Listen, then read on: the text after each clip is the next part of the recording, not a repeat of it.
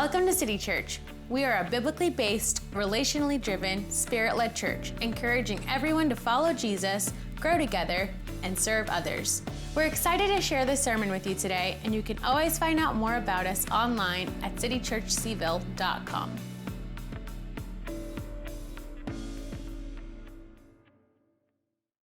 So this morning's sermon is taken from probably the most famous table episode that Jesus ever has, other than the Last Supper.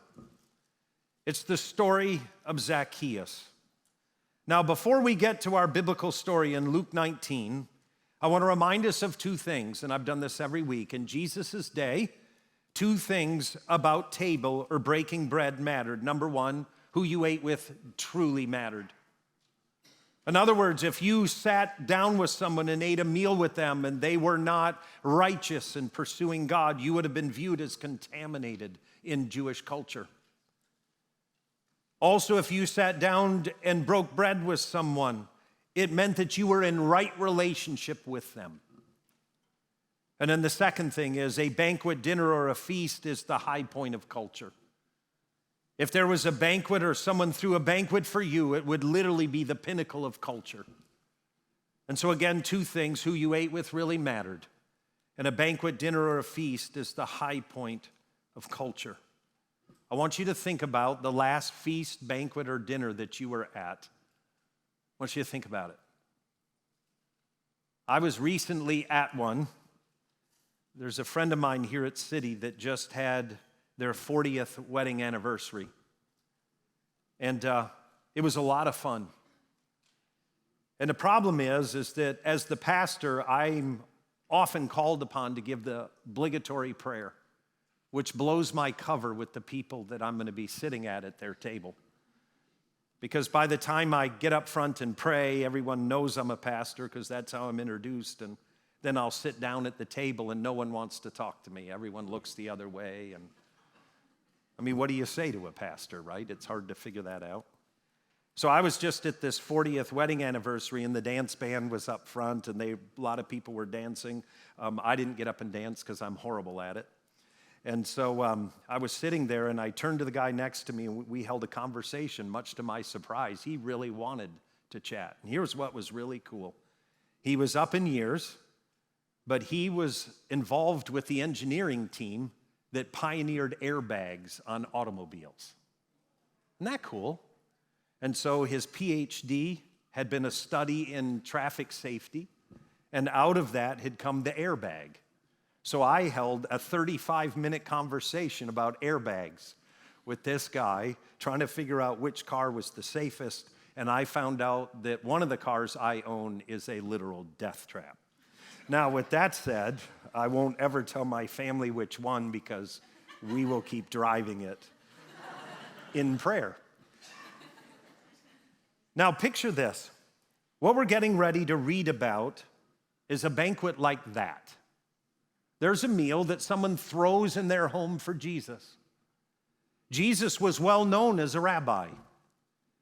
By the way, just before this episode, we're going to read in Luke 19 and Luke chapter 18, Jesus has had just two encounters with men. One was a rich young man. Following that, he had just healed a blind beggar before stepping into the city.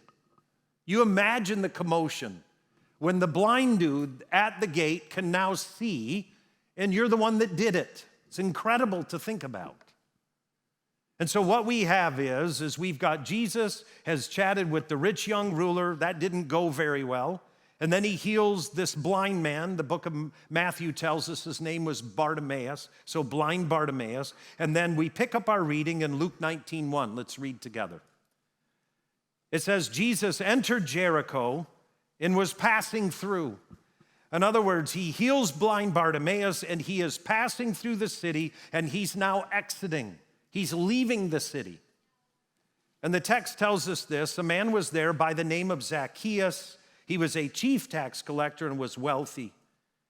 He wanted to see who Jesus was, but because he was short, he could not see over the crowd. So he ran ahead and climbed a sycamore fig tree to see him since Jesus was coming that way. And when Jesus reached the spot, he looked up and said to Zacchaeus, "Come down immediately. I must stay at your house today." So he came down at once and welcomed him gladly. All the people saw this and began to mutter. By the way, muttering's not a good thing in the Bible. He has gone to be the guest of a sinner. But Zacchaeus stood up and said to the Lord, "Look, Lord, here and now I give half of my possessions to the poor, and if I have cheated anybody out of anything, I will pay back 4 times the amount." And Jesus said to him, "Today salvation has come to this house, because this man too is a son of Abraham. For the Son of Man came to seek and to save the lost." Zacchaeus was a wee little man. Sing. A wee little man was he. He climbed up in a sycamore tree to see whatever it is. And after that, I don't even know the words anymore. I've blissfully forgot them. By the way, that was my attempt at American Idol, and it failed horribly. Now, here's the setting. And by the way, Dr. Luke, who writes this gospel, is a genius. Oftentimes, a style of writing is where you use very few words, but the content is loaded. That's how Luke 19 begins. I want to read it again. Jesus entered Jericho and was passing through. A man was there by the name of Zacchaeus. He was a chief tax collector, and he was wealthy. He wanted to see who Jesus was, but because he was short, he could not see over the crowd, so he ran ahead and climbed up a sycamore fig tree to see him, since Jesus was coming that way. Here's a little background. Jericho. Alfred Edersheim, who is a biblical historian, writes this: Jericho in Jesus' day, that ancient city, occupied a site by the so-called Elisha Spring. A second spring rose an hour further northwest. The water of these springs, distributed by Roman aqueducts, gave under a tropical sky unsurpassing fertility to the rich soil along the plain of Jericho, which is about 12 to 14 miles wide. Josephus, the ancient historian, we still have his writings. This historian quotes Josephus. Josephus describes it as the richest part of the country and calls it Little Paradise. Mark Antony had bestowed the revenues of its balsam plantations as an imperial gift upon Cleopatra, who in turn sold them to King Herod. King Herod built a hippodrome there along with a massive summer palace. Here grew palm trees of various kinds, sycamores, the cypress flower, the balsamum, which yields a very precious oil that was sold all over the ancient Near East. If to these advantages of climate, soil, and productions we add, so it was, so to speak, the key towards the Judean East, in other words, Jericho was on the caravan road that went from Damascus to Arabia. It was a great commercial center, and the wealth was flowing. Not only this, it was the last stop for pilgrims who were heading up towards Jerusalem. And it was the winter capital. In other words, it was wealthy, it was paradise, it was beautiful. Sounds a lot like Charlottesville. Now, what we know is that the name of Zacchaeus is derived from the Hebrew word zakak, which means to be bright, clean, pure, and innocent. And yet he's a tax collector. Now, I don't have to go into a lot of detail. If you were here last week, my son talked about it. But tax collectors were the ultimate Benedict Arnolds of Jesus' day. They were people who were Jewish, who took taxes from the Jews and gave it to the Romans. If Zacchaeus was wealthy, it meant that he had taken far more than Rome had demanded. He had lined his pockets and had become exceptionally wealthy. What's interesting to note, though, in the Gospel of Luke, tax collectors are mentioned 6 times. And even though they were publicly hated during the time of Jesus and the writing of the Gospel of Luke, all 6 times tax collectors are mentioned. It's favorable. That's interesting. Here's the other thing. The text tells us that Zacchaeus was the chief tax collector. Historians tell us that there were 3 primary taxation districts, and the one that Zacchaeus was over was the wealthiest. The text tells us that Zacchaeus was Plutos in the Greek. Plutos means this: to have wealth and abundance of riches. It's an adjective that defines someone who has a large amount of possession that exceeds what is normal. But here's what's really fascinating. That word for wealthy or rich is the same word that was used for the rich young ruler in Luke 18. So we're reading the same description of a person in Luke 19, they were wealthy, as we have in Luke chapter 18 with the rich young ruler. Now in Luke 18, Jesus meets the rich young ruler. Then he heals the blind man just before he enters Jericho. He moves through Jericho, and then he meets this wealthy guy named Zacchaeus. But the rich young ruler is defined or described the same way that Zacchaeus. He's rich. He has more than you could ever know what to do with. But in Luke 18, the rich young ruler approaches Jesus, and Jesus says to him, "You need to give away your wealth, and you need to come and be my disciple." And that man leaves sorrowful.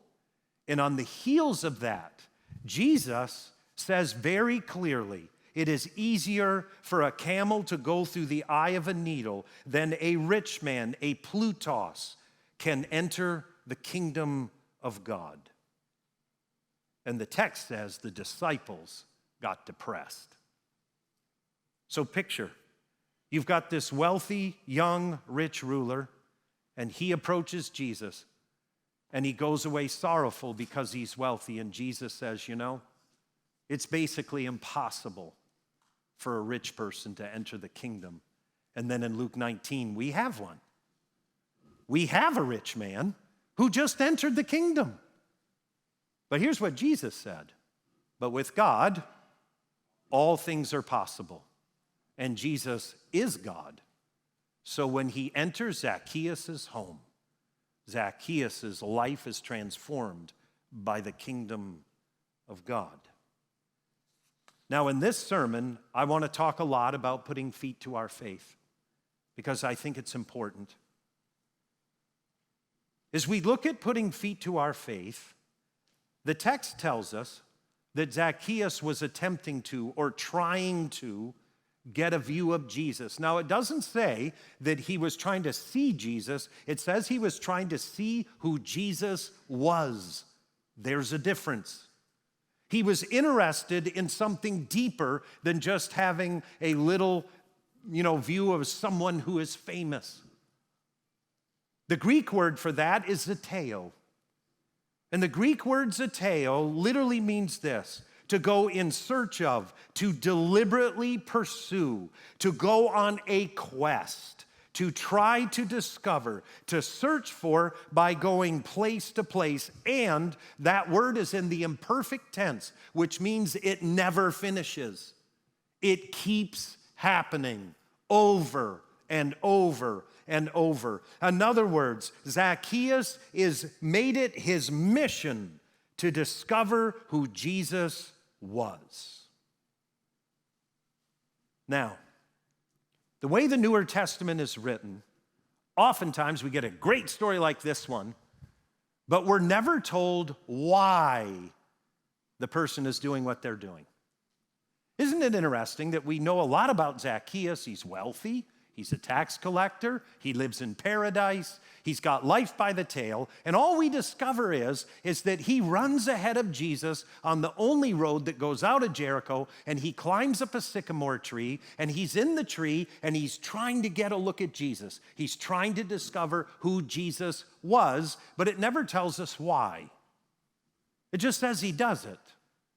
But in the Greek, we know he is on a mission. He's on a quest. He's driven to discover who Jesus is, but it never says why. So whenever you preach a text like this and you're a pastor, what you do is you begin to pray and think about, why could this be? The text doesn't tell us, because the Bible probably wants you to figure out why you're on the quest or why you aren't for yourself. But here's what I believe happened with Zacchaeus because of how Luke describes him. Well, first of all, he's short. There's no sin in that. It's just an obvious, and one Bible scholar said, well, how do we know that Jesus wasn't shorter than him? Anyway, here's what I think happened. I think Zacchaeus went to UVA and he studied in the comm school. And then he got in the tax business. And his dream, his whole life, was to be the chief tax collector in paradise, in Jericho. Because, man, if you get that gig, you just make more money than you know what to do with. So what you do is you do really well as a tax collector elsewhere, and then finally you get the phone call from that area of Jericho, and they go, well, we've been watching your career, Zacchaeus, and man, you've just been killing it for Rome everywhere you went. And now the ultimate CEO position has opened, and it's in paradise. Do you want it? And Zacchaeus goes, this is what I've worked my whole life for. So he goes there and he buys a big house. He's living the dream. And every goal and everything he ever thought would satisfy his soul, he has. And he's empty. There's something horribly empty about getting everything you think will fill your soul, and it doesn't. And you have it all. You got the big house. You're the CEO of the tax collecting office in paradise. You're living in the ultimate place, making more money than you ever dreamed, and you're empty. That is a horrifying place to be. Because when you're at the bottom of that hill and you're climbing, hoping to get where Zacchaeus is, you can lie to yourself and fool yourself. All I need to do is get there, and then my life will be awesome and my soul will be filled. You can keep deceiving yourself, but when you're there and you have it all and you're still empty, you can't lie to yourself anymore. The truth is like a freight train. And so here's Zacchaeus. He's got it all, and he's horribly empty. And that is why he does what he does. Because when you have it all and you're empty, then you got to make a move.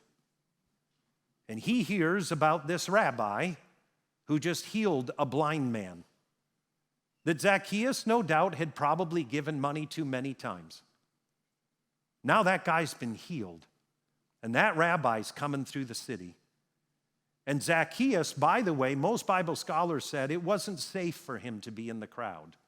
It says he couldn't see over the crowd. Most believe that he would never go in the crowd because someone may stab him. So he actually does what's smart. He's short.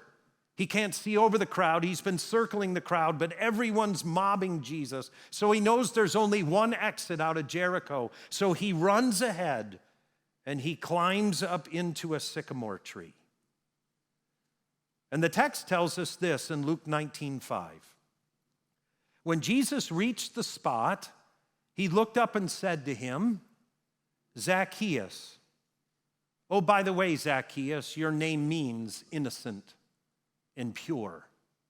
It's what your name means. Zacchaeus, come down immediately. I must stay at your house today. So he came down at once and received him gladly. By the way, that phrase, welcomed him gladly, is the Greek word that's used every time someone opens their heart by faith to Jesus. It's that phrase. Now, could you imagine, though, what Zacchaeus' wife thought about him saying, sure, come over now? If I were to say, there's 5 of us that are coming to your dorm room immediately after church, or we're coming to your house, I invited myself, how would you feel? Most men go, I wouldn't care. And most women are dying right now, going, you got to be kidding. By the way, I had a friend of mine who pastored a small church, and he was 7 foot tall.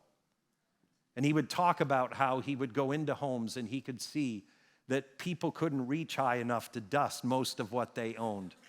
He said he could literally look on your fridge and see the hair that was just growing off the top of your fridge.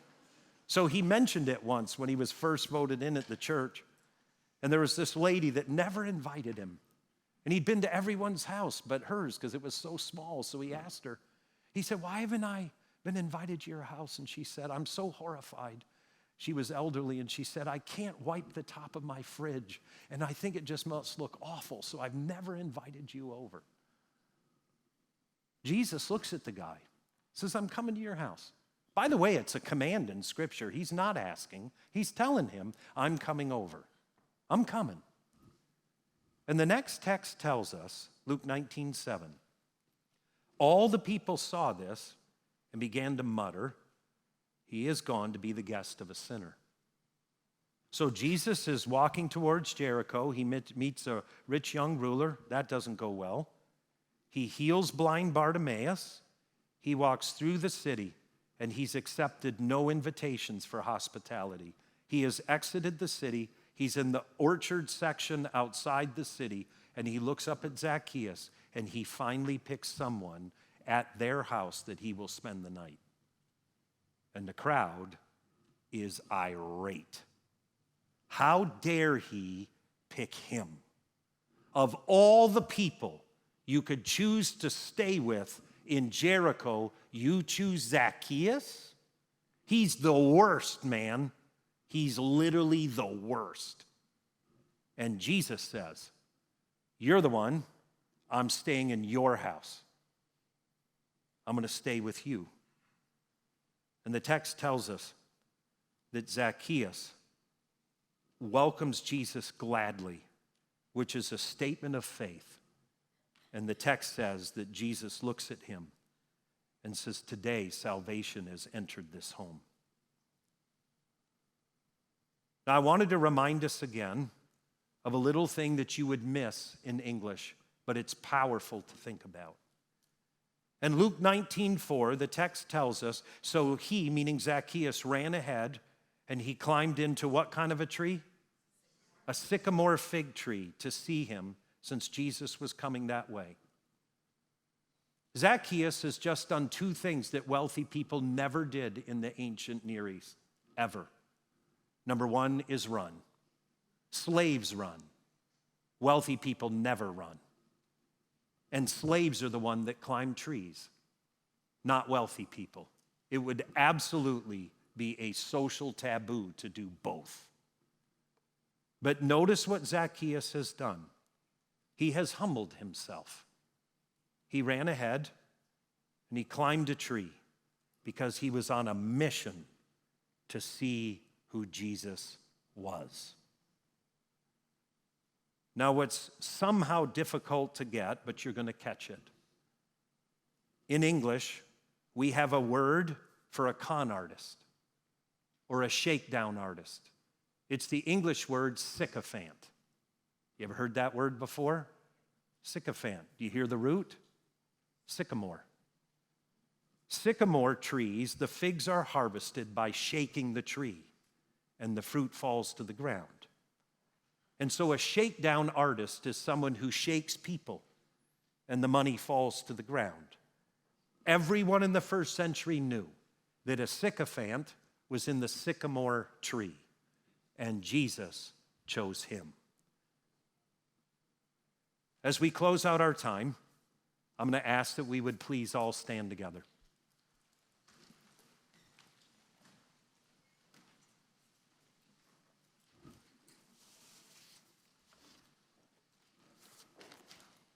As we stand together, I'd like us to take just a moment to close our eyes in God's presence before Blake and the worship team leads us. You might be home in your living room or here in this sanctuary.